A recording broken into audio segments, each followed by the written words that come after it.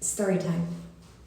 I remember that one of the few people that I met in Congress is Congressman Toby Tiangco. And when I met him, my first reaction was, oh boy, he looks like Jafar from the Aladdin. And lo and behold, he truly is the villain that he looks like.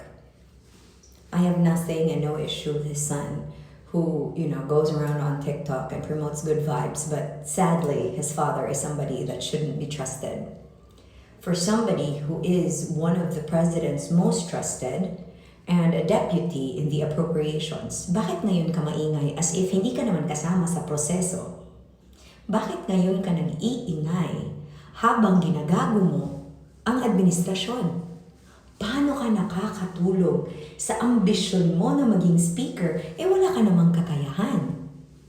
Tama naman ang sinabi ni Madam Ellie, you never had the votes. And besides, who fucked up the 2025 midterm elections? You did, Toby. You infiltrated the administration ticket and pushed for them to fail. Why do I know this? Because I was in the administration campaign trail, but you were not. You were really not doing your job at all because you were so busy kissing the asses of the Dutertes. And mind you, I don't mind you being the DDS, but your loyalty to the Dutertes is also the deterrent of the current administration. Imaginin mo yan, ingay na ingay ka, pero lumulutang sa baha ang navotas. Ingay na ingay ka, grabe ka manginsulto, grabe ka pa talaga manlanlang ng tao, pero at the end of the day, you're Jafar through and through. Remind ko lang ha, you are the Deputy of Appropriations. Kasabwat ka ni Zaldico. So why are you acting like you're high and mighty? Why are you acting like you're innocent? Kung may totoong balimbing, Zaldi, kung may totoong traidor, ikaw yan.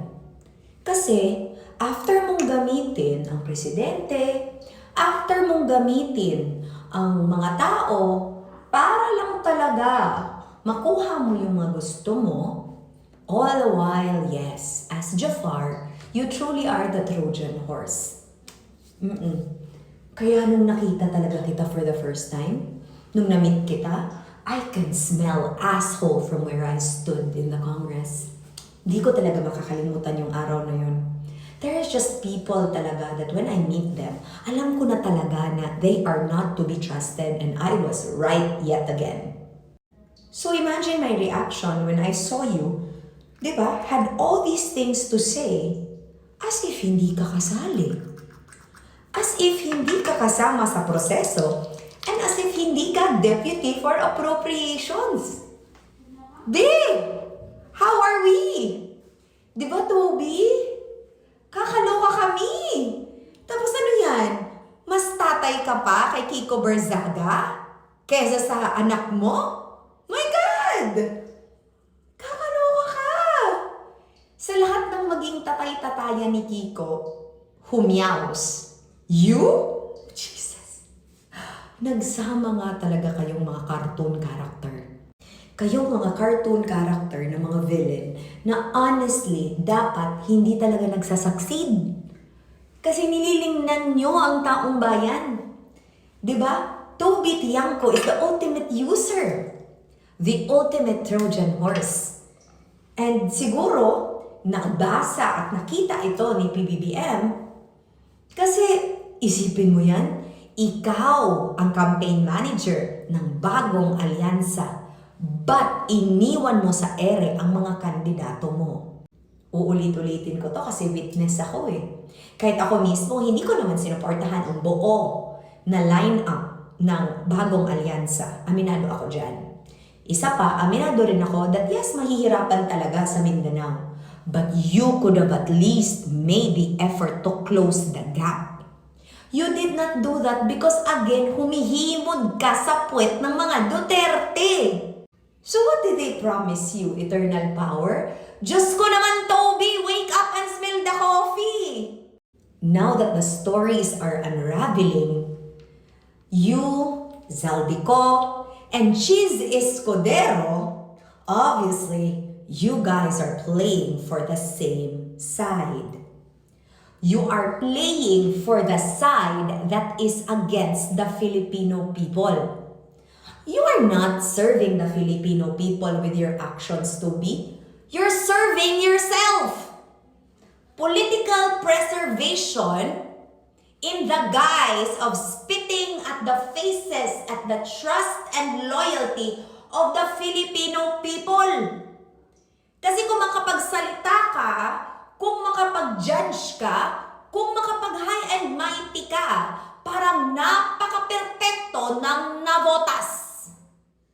Parang napaka-hindi talaga lumulutang sa baha. Di ba dapat ang ikaw ang numero unong iimbestigahan? Kasi to think, Toby, you are complicit. As the deputy of Zaldico in appropriations, you can't wash your hands because your hands is as dirty as Zaldi's. Who would stop us from thinking that you are in cahoots with Shiz? Kung may cut ka ba naman? Di ba? Kasi, kung iisipin, who is most to gain in appropriations? Yung head at ikaw na deputy. Ikaw na deputy na nangangarap maging speaker pero again, no votes, no kakayahan, and you no longer have the trust of the president because you fucked up his bagong alyansa. Kaya enough with your bullshit, Toby. Diba? Kung makapagsalita ka, huy! Innocent yarn!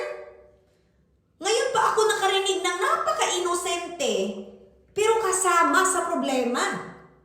Napaka-inosente, pero kung tutuusin, may tinatago. Kasi at the end of the day, you are so busy kissing the asses of the Dutertes instead of doing your job for the Filipino people, and you expect what? You expect that it will not come back to bite you in the ass, Toby? Ngayon, na nagsisilabasa na ang totoo, na pala si Zaldi at si Cheese ang may pakana ng pagnanakaw, tapos ikaw pala, hindi? Huy! Kasama kayo sa team. Kasama kayo sa team na maiingay para hindi ma-obvious na numero unong kawatan. First honor, second honor, third honor. Kaya don't me, Jafar. Don't me. Tapos ngayon, tatay-tatayan ka kay Kiko Barzaga? Uy, Diyos ko Lord! Diyos ko Lord, pareho lang kayo.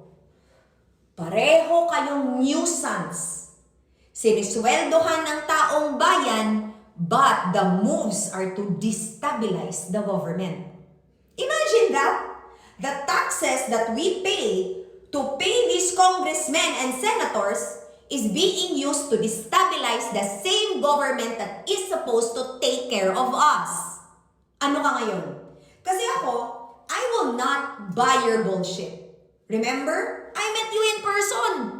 I know how much you kissed the ass of the same people that you used to get where you are now. And when you saw na tagilid ka, because nabasa ng mga Marcos ang ginagawa mong kagaguhan, all of a sudden you are the hero of the DDS? Fuck no! You are a user! And when the time comes, you will not stand by them. Because again, uulitin ko, Toby Tiangco, you are not to be trusted. And Navotas deserves better than you. Ingat!